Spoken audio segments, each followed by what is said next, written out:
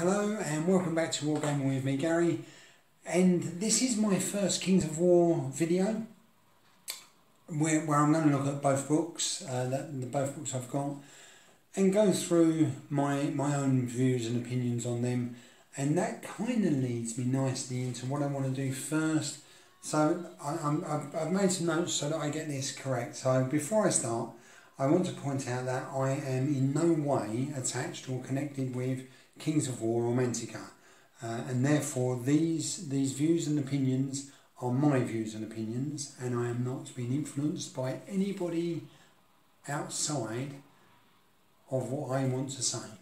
Okay, so I think that kind of sets it up nicely. I think what I'm going to do is, before I start going through, I've made some notes because I want to stay on, as you know, I tend to go off piste on occasion, so I want to try and stay on target.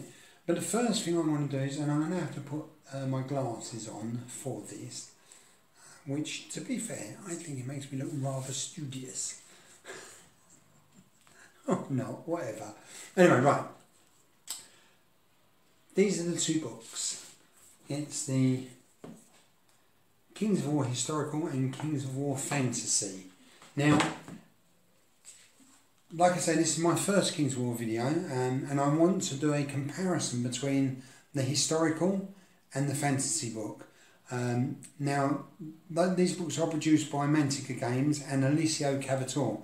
I've looked into Alessio Cavatore because the name sounded familiar to me, and it would appear that Alessio, with Rick Priestley and a guy by the name of Stephen Hess, were actually the developers of Games Workshop.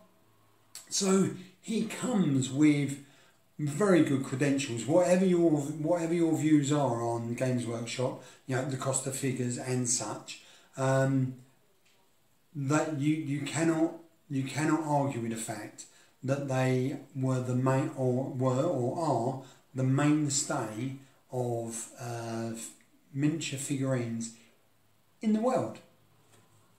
That's where we're at. So so he comes with really good credentials. And in the I think it's the fantasy book, Rick Priestley actually does a forward for Mantica Games. Now, what I'm going to do from here, because I'm going to be looking into the books a lot, I'm going to angle my camera down to the table so you can see the books more as I turn the pages and that, as opposed to watching me warble on with my glasses on. So Rick Priestley does do a forward in the fantasy book. He doesn't do one in the historical book. I think that probably you know, is in large part, if you think about it, if he was involved heavily in Games of War, his main thing would be fantasy. So it makes sense that he would do that. This video is a general introduction to both the historical book. So there's the first page of the historical book. A lovely picture there. And the fantasy book. The historical book has 128 pages, whereas the fantasy book, sorry, I'm going to say that again because I think I might have got it around the wrong way. The historical book has 128 pages, whereas the fantasy book has 208 pages. The historical book is also a paper cover. I'll show you that. So you can see paper cover. Whereas the fantasy book, hardback. Yeah. So what I would also say is, throughout both books there are plenty of photos and illustrations. All of them very high quality, and a reasonable range of pictures, from quarter page size pictures to full double page pictures. And if I might just show you one of them. I'll show you one from the fantasy. to give you some ideas. So that's an idea of the double page, and you can see this is a photograph, and it's absolutely beautiful. If I bring that in just a little bit, I don't want to lose. I don't have a zoom on this. You can see the picture quality is fantastic, and I don't know if you can see from here, the figure quality is also fantastic. Whereas, so that's a double page photograph, and if I just quickly show you, and then this would be what I would consider, this one here, so this Islamic warrior or Ottoman Empire figure is on a quarter page, is a quarter page size, and it goes throughout all the way through from half like to full page and then double pages, and just loads and loads of very nice pictures throughout. The text in both books is very good, but for me the fantasy book, and I'll go to the fantasy book again, and we'll open that on a page with plenty of text and photos.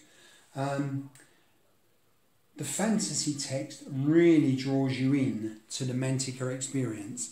That's not taking anything away from the historical. The historical book is very well written, but for me, the fantasy book just really draws you in to everything that is within the book.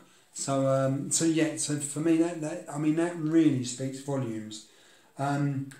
Both books start with an introduction, so let's have a look at the introductions, or an introduction. You don't need to see them both. Obviously, they concentrate on their own particular genre. The history book is an introduction to the rules around the rules and the history of the times that the rules are related to, whereas the fantasy book is more about like the fantasy figures that you'll be using. And both very well done, I think. Like something very nice to look at, and and it's a basic introduction. Likewise, there's content. So as you can see, I've left the fantasy book open. There's content here, and this is on the third page of both books. It's clear, it's precise. What it says is on the content is what you will find in the book. There is also a very small credit section on the same page before both books really come to life in their own right. And what I'm going to do is I'll give you just a quick rundown of the contents of each book, without going into any specific section in any great detail, as I will be doing that in much more detail in later videos. So what I'm going to do is I'm just going to turn the book page for the history book, and you can see from the introduction it goes straight into the rules, and looking at those photographs again, you can see that they've not spared the horses at all there. It's just that the photographs throughout this really, it's very well produced. I mean, both books are very well produced throughout, very professional, which you would expect from anybody who was involved in the Games Workshop experience. So the history book starts with the rules, whilst the fantasy book starts with a world at war, which is it's a look at how the Mantica world has developed to where it is today. So that's actually the history and the lands and the people that you will meet when we're going through like the Kings of War fantasy book. Okay. The rules in both books include some very nice challenging scenarios, which is another part, and I will go into the rules in much more depth later on. I'm just looking, just seeing what I'm going to quickly do from there. So I've said that I'm going to go into the rules in more detail. I'm just going to stop this and start again, because I've noticed my my video has no, I have trouble uploading very long videos, so I'm just going to stop that there.